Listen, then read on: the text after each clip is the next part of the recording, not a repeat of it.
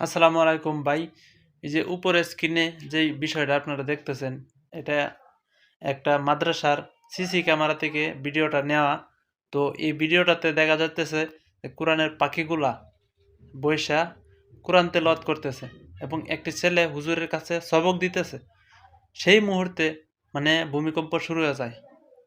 এই দেখতে থাকুন আপনারা। হঠাৎ করে দেখবেন এই বাচ্চাগুলা পড়া বন্ধ করে দিছে।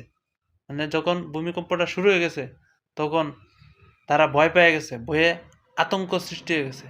দৌড়াদৌড়ি শুরু হয়ে গেছে। তখন দেখেন সবাই মিল্লা ওখান থেকে বাইরে হয়ে যাইতেছে।